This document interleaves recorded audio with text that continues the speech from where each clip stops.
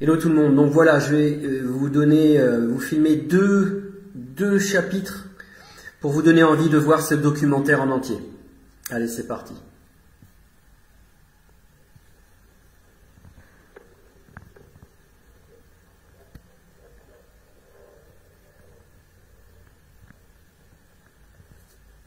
Solidarity is quite dangerous. From the point of view of the masters, you're only supposed to care about yourself, not about other people. This is quite different from the people they claim are their heroes, like Adam Smith, who based his whole approach to the economy on the principle that sympathy is a fundamental human trait. But that has to be driven out of people's heads. You got to be for yourself, follow the Weil maxim, don't care about others, which is okay for the rich and powerful, but is devastating for everyone else. Well, you know, it's taken a lot of effort to try to drive these basic human emotions out of people's heads. And we see it today in policy formation. For example, in the attack on Social Security. Social Security is based on a principle. It's based on a principle of solidarity. Solidarity, caring for others. Social Security means I pay payroll taxes so that the widow across town can get something to live on. For much of the population, that's what they survive on. It's of no use to the very rich, so therefore there's a concerted attempt to destroy it. One of the ways is defunding it. You want to destroy some system, first defund it. Then it won't work. People will be angry. They want something else. That's a standard technique for privatizing some system. We see it in the attack on public schools. Public schools are based on the principle of solidarity. I no longer have children in school. They're grown up. But the principle of solidarity says I happily pay taxes so that the kid across the street can go to school. That's normal human emotion. You have to drive that out of people's heads. I don't have kids in school. Why should I pay taxes? Privatize it, so on. The public education system, all the way from kindergarten to higher education, is under severe attack. I mean, that's one of the jewels of American society.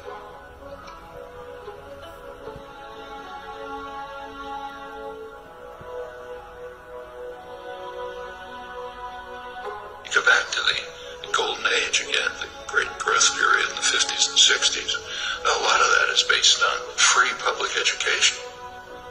One of the results of the Second World War was the GI Bill of Rights, which enabled veterans, and remember that's a large part of the population, and to go to college. They wouldn't have been able to otherwise. They essentially got free education. Where a community, state, or nation courageously invests a substantial share of its resources in education, the investment invariably is returned in better business and a higher standard of living. The U.S. was way in the lead in developing extensive mass public education at every level. By now, more than half the states, most of the funding for the colleges comes from tuition, not from the state. That's a radical change. And that's a terrible burden on students. It means that students, if they don't come from very wealthy families, they're going to leave college with big debts. And if you have a big debt, you're trapped. I mean, maybe you wanted to become a public interest lawyer, but you're going to have to go to a corporate law firm to pay off those debts. And by the time you're part of the culture, you know, you're not going to get out of it again. And that's true across the board. In the 1950s, it was a much poorer society than it is today, but nevertheless could easily handle essentially free mass higher education. Today, a much richer society claims doesn't have the resources for it. That's just what's going on right before our eyes. That's the general attack on principles that, I mean, not only are they humane, they're the basis of the prosperity and health of this society.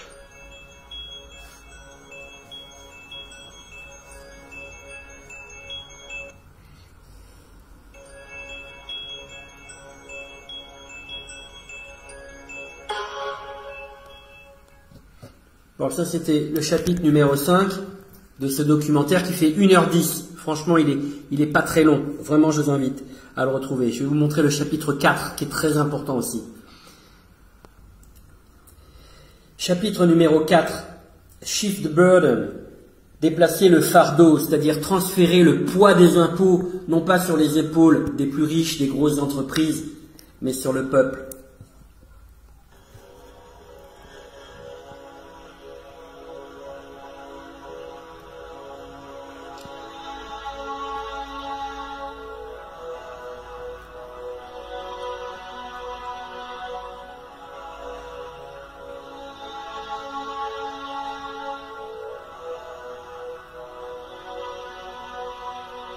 The American dream, like many ideals, was partly symbolic but partly real.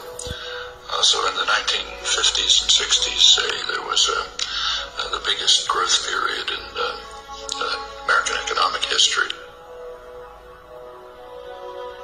The Golden Age.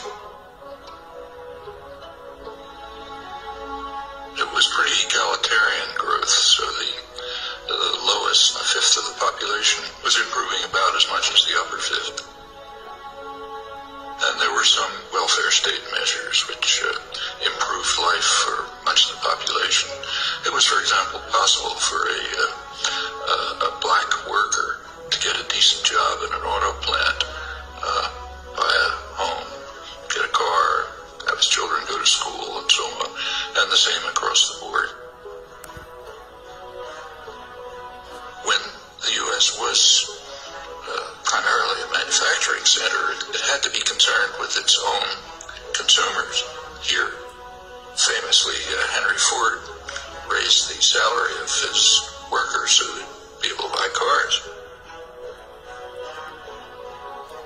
When you're moving into an international plutonomy, as the banks like to call it, with a small percentage of the world's population that's gathering increasing wealth, what happens to American consumers is of much less concern, because most of them aren't going to be consuming your products anyway, at least on a major basis.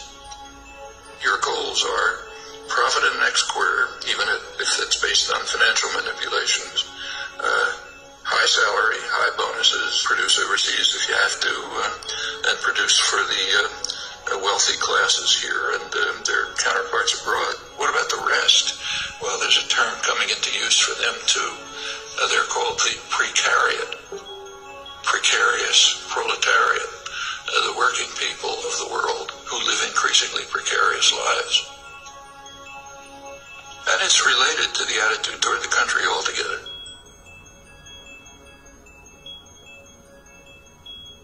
During the period of great growth of the economy, 50s and the 60s, but in fact earlier, taxes on the wealthy were far higher. Corporate taxes were much higher. Taxes on dividends were much higher. Simply taxes on wealth were much higher.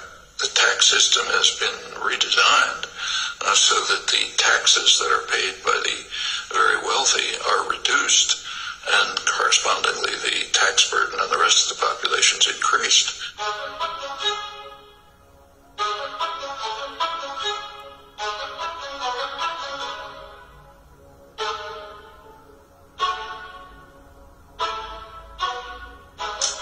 The shift is towards trying to keep taxes just on wages and on consumption, which everyone has to do, not say on dividends, which only go to the rich.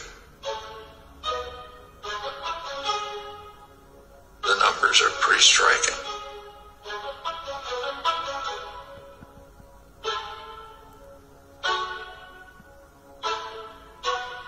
Now there's a pretext. Of course, there's always a pretext. The pretext in this case is, well, that increases investment and increases jobs. But there isn't any evidence for that. If you want to increase investment, give money to the poor and the working people. Excusez-moi, juste petit parallèle avec évidemment la fameuse suppression de l'ISF. Hein, ça va permettre d'investir dans l'emploi. Et là encore, on attend toujours les fameuses preuves que ça marche. Le rapport qui est sorti, 2017, rapport qui est sorti en septembre 2019, finalement, ah bah oui, octobre là, ah bah oui, non, finalement, il faut un peu plus de temps pour voir les effets. Il n'y en aura pas, évidemment. Et là encore, c'est dit dans cette vidéo.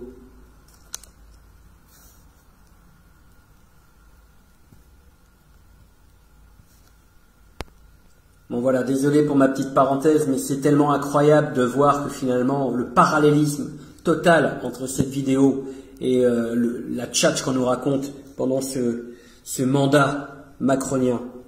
This case is, well, that increases investment and increases jobs, but there isn't any evidence for that. If you want to increase investment, give money to the poor and the working people. They have to keep alive, so they spend their incomes. That stimulates production, stimulates investment, it leads to job growth and so on. If you're an ideologist for the masters, you have a different line. And in fact, right now it's almost absurd that corporations have money coming out of their pockets. So in fact, General Electric are paying zero taxes and they have enormous profits. Let them take the profit somewhere else or defer it but not pay taxes. And this is common. Et nous on a Amazon. The major American corporations shift the burden of sustaining the society onto the rest of the population.